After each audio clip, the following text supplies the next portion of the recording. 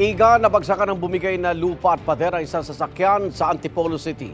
Nangyari yan kasunod ng naranasang ulan at pagbaha roon. Isa ang sugatan. May unang balita si EJ Gomez. Bunsod ng malakas na ulan na nagdulot ng pagbaha sa Antipolo City kahapon, gumuho ang lupa at bumigay ang pader na yan sa isang subdivision sa Barangay Dalig. Nabagsakan ng isang kotse. Sakay ng kotse ang lalaking driver, kanyang asawa at 1 taong gulang nilang anak. Pauwi na raw sila sa bahay na ilang metro lang ang layo sa pinangyarihan ng insidente. Sobrang lakas ng ulan. Halos zero visibility. Nagulat na lang ako, biglang may bumagsak, yung pala'y pader na.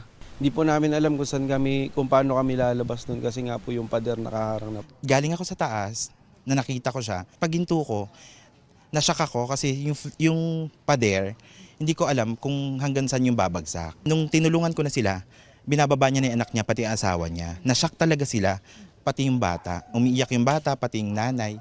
Ayon sa driver, naipit ang babaeng sakay ng kotse. Isinugod siya sa ospital at ngayon ay nagpapagaling pa. Abot sa 1 oras ang itinagal ng malakas na ulan kahapon ayon sa barangay. Malakas ang agos ng tubig sa pababang kalsada. Yung intensity ng rainfall, sobrang lakas talaga. Grabe.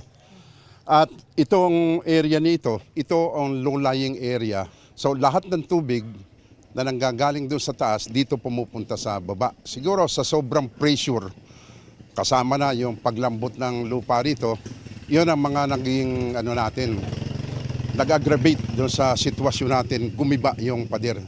Ganito yung sitwasyon ngayon dito sa lugar matapos ang pagguho ng lupa at pader. Nasa 20 meters ang haba niyan at 10 talampakan ang taas. May pangamba ngayon sa mga residente sa peligrong hatid ng nangyaring insidente.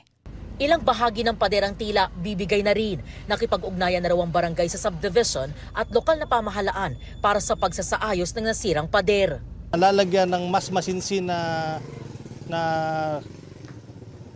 poste para mas matibay ang ating mga ikakabit pa na mga wall. Maglalagay pa tayo ng retaining wall outside para hindi kagad maitutulak ng malakas na tubig every time na umuulan. Ito ang unang balita. EJ Gomez para sa GMA Integrated News.